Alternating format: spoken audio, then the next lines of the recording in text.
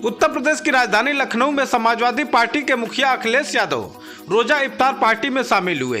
इसका आयोजन सपा प्रवक्ता फखरुल हसन चांद की ओर से किया गया था, जिसमें अखिलेश यादव ने धर्म गुरुओं के साथ बैठकर खजूर का रोजा इफ्तार किया।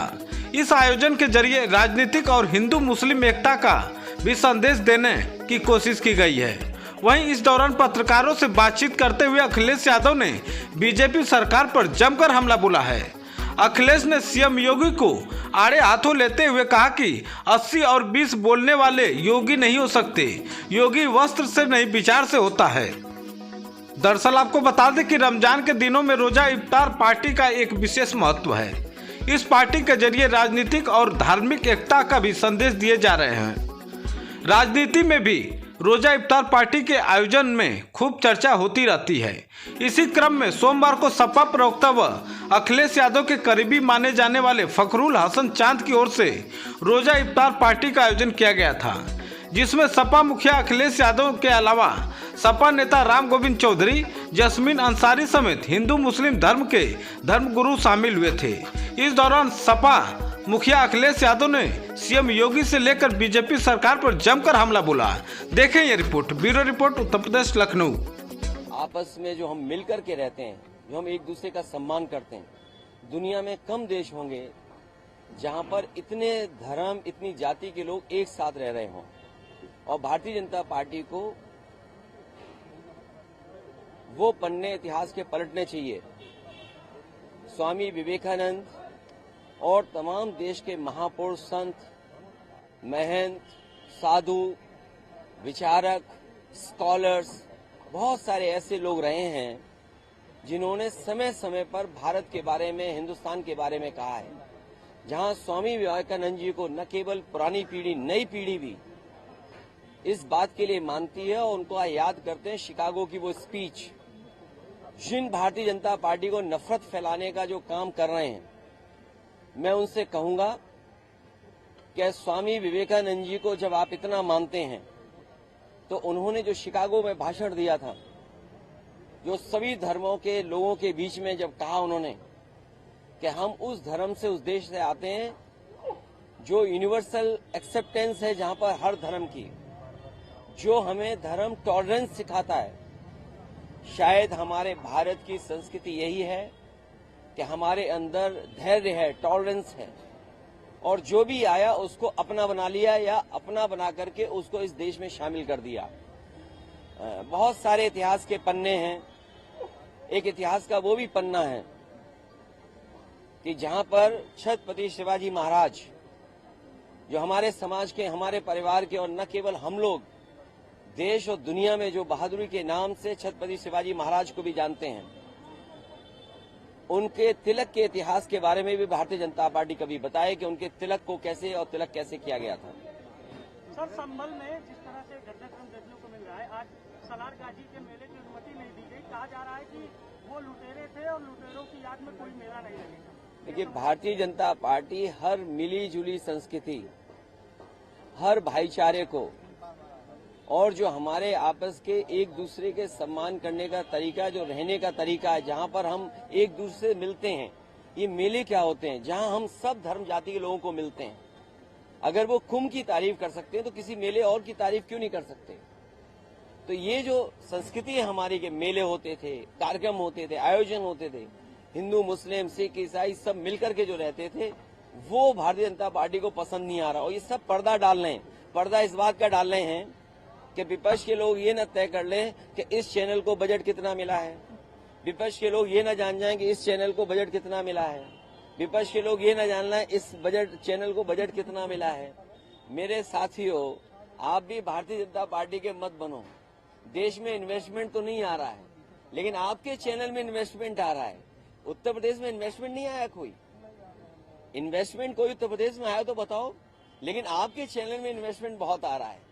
तो मेरा आपसे निवेदन है कि आप लोग भी हमारी मदद करो, इस संस्कृति को बचाओ, क्योंकि सवाल रोजगार का है, सवाल नौकरी का है, सवाल महंगाई का है, सवाल ये भी है कि किसान की आय दोगुनी क्यों नहीं हुई, लखनऊ की मेट्रो क्यों नहीं चल रही, गोमती का पानी क्यों गंदा है, और वो रिवर फ्रंट। आज भी मैं एक विदेश के लोगों से मिला, और जब मेरी बात उनसे हुई तो उन्होंने चर्चा की इस बात की कि वो रिवर फ्रंट के सामने से निकले। उन्होंने कहा कि कितना सुंदर रिवर फ्रंट बना था जिसको बर्बाद कर दिया।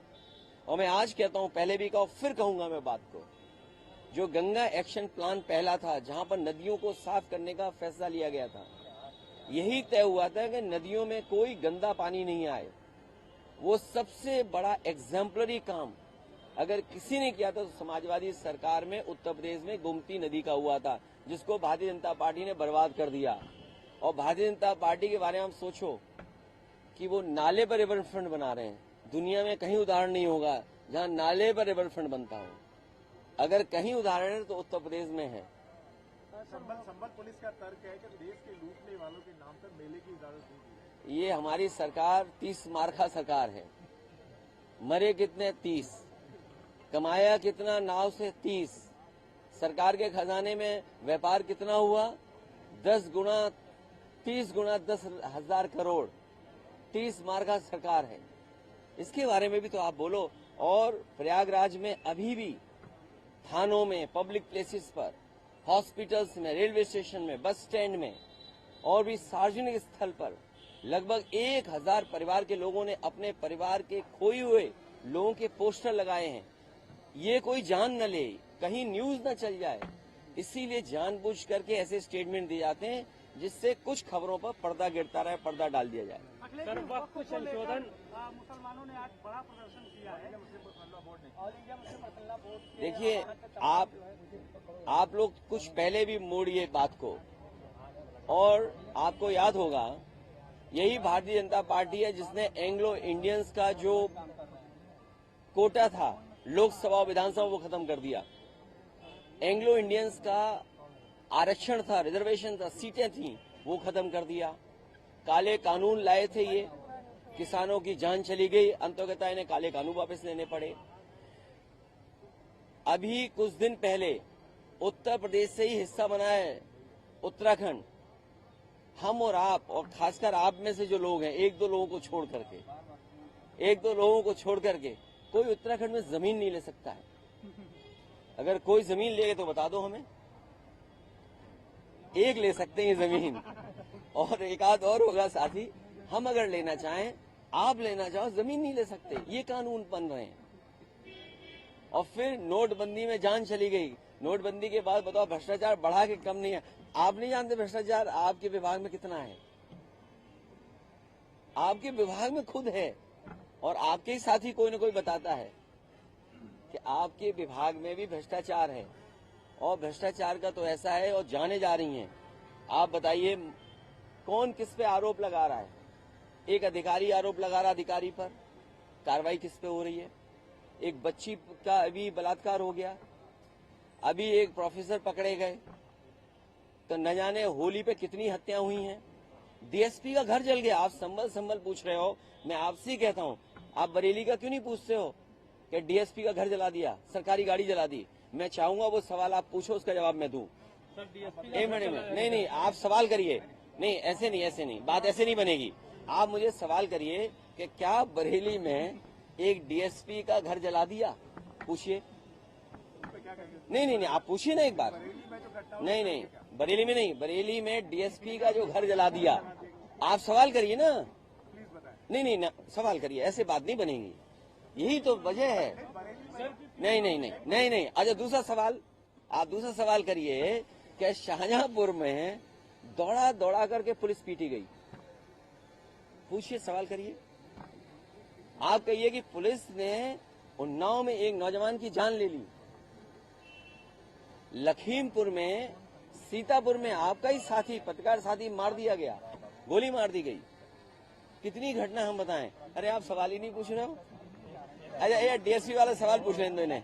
ऐसा है, एक सवाल ये पूछिए आप कि डीएसपी का घर क्यों जला दिया? हम जवाब देते हैं। आप प्लीज बताएं, डीएसपी का घर क्यों जला दिया? डीएसपी का घर इसलिए जला दिया क्योंकि यहाँ कानून व्यवस्था जीरो है। हर आदमी लेके घूम रहा है कुछ न कुछ सामान, कोई किसी की भी जान ले सकता है। और फिर गोरखपुर का आप पता कर लीजिए कानून व्यवस्था कैसी है, देवरिया का आप पता कर लीजिए, आप पता कर लीजिए कुशीनगर का, जो मुख्यमंत्री के खुद जनपद है आसपास, वहां की हालत देख लीजिए। और अस्पतालों की हालत आप कभी पूछिए और जानिए क्या हालत है अस्पतालों की, कि अस्पतालों में हमारी चर्चा हो जाए, हम लोग सवाल न कर लें, इसलिए पर्दा डालने के लिए ये संभल, औरंगजेब, अरे भाई सबसे पहले तो औरंगजेब हमें कहा गया था, याद है कि नहीं याद है? इस तरह की घटना मुझसे ज्यादा आप लोग जानते हैं, और ऐसी घटना इसलिए हो रही हैं क्योंकि आपने पूरी खुली छूट दे दी है पुलिस को, और इसलिए हो रहा है क्योंकि पुलिस से आप गलत काम करवा रहे हैं, पुलिस से आप अन्याय करवा रहे हैं, आप विपक्ष पे झूठे मुकदमे लगा रहे हैं, आप विपक्ष को परेशान करवा रहे हैं। जब आप पुलिस से दूसरा गलत काम कराओगे तो पुलिस के भी गलत काम आपको छिपाने पड़ेंगे। चुनाव आप लूट रहे हैं वोट पुलिस के सहारे, आपको नहीं पता जितने बाई इलेक्शन हुए हैं पुलिस ने लूट लिया चुनाव। जब पुलिस को आप यह आजादी दोगे अपने पॉलिटिकल एडवांटेज के लिए, पॉलिटिकल लाभ के लिए, तो कल वो भी मनमानी करेंगे, आप उनको रोक नहीं सकते। ये काम है यहाँ के वरिष्ठ अधिकारियों। अगर कोई महिला मरी है 112 में तो कोई कारण होगा, आप पूछिए कि क्यों मरी, ये पुलिस की जिम्मेदारी है बताने की और उस घटना पे कार्रवाई करने की। अगर किसी अधिकारी ने किसी अधिकारी को छेड़ा है तो विभाग को कार्रवाई करनी चाहिए, दोनों को हटा करके जांच करके तब आगे बढ़ना चाहिए। तो बहुत सी ऐसी चीजें हैं जो करनी चाहिए थी, जो सरकार नहीं कर रही है। और मैं भी आपको समझ सकता हूं, जब आप डीएसपी के घर जले की बात नहीं कर सकते हो, उसकी सरकारी गाड़ी जल गई हो वो नहीं बोल सकते हो, पुलिस दौड़ा कर शाहजहांपुर में पीटी गई, और इसलिए पीटी गई क्योंकि मुखर्जी जी के बगल में खन्ना जी बैठते हैं। जब भी खन्ना जी को छेड़ना होता है तो मुखर्जी जी गन्ना और खन्ना कहते हैं। क्या आपने नहीं सुना? सबने सुना होगा वो बात। तो जो वित्त मंत्री जिन पर सब पैसा है उनके यहाँ पुलिस दौड़ा के पिट रही है, बताइए आप। और नहीं पिट रही तो वीडियो आप चला देना।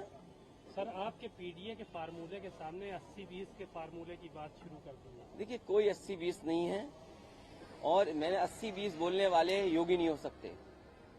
अगर 80-20 का कोई अगर मकसद है उनका हिंदू मुसलमान कराने का या हिंदू मुस्लिम की भाषा बोलने का, तो वो योगी नहीं है। जितना हमने किताबों में पढ़ा है, योगी वस्त्र से नहीं विचार से होता है। कल आप भी कपड़े पहन के आ जाओ तो हम योगी थोड़ी मान लेंगे आपको। योगी विचार से होता है, और योगी हमने इतना ही पढ़ा है कि जो दूसरे का दुख अपना दुख समझे, माया में रह के माया से दूर हो, जिसको गुस्सा ना आता हो, जिसके अंदर नफरत फैलाने की बातचीत ना हो, वो योगी होता है। अगर आपने कोई दूसरी परिभाषा पढ़ी हो तो हमें बता देना, हम अपनी इस परिभाषा में संशोधन कर लेंगे। अच्छा, वक्त संशोधन बिल के प्रदर्शन से जुड़ा एक आखिरी सवाल है। ओवैसी जी का कहना है इससे मंदिर और मस्जिदों को साफ तौर पर खतरा है। यहाँ पर धीरे धीरे सभी धार्मिक स्थानों को खतरा है। आप देख लेना, बीजेपी का जो आचरण है उससे सभी धार्मिक स्थानों को झगड़ा है। हमारे केदारेश्वर को भी परेशानी है, अब इनको बीजेपी वालों को, आपको नहीं पता? तो भाई अगर हम भी मंदिर बनाएं, हम अपने साथियों से कहें कि हमें सहयोग करो मंदिर बनाने के लिए, और अगर हम बना के देने की तैयारी कर लें तो उस पर भी आपत्ति है उन्हें। तो अब हम क्या क्या बताएं आपको? भारतीय जनता पार्टी में, उनकी सरकार में हर धार्मिक स्थान को खतरा है।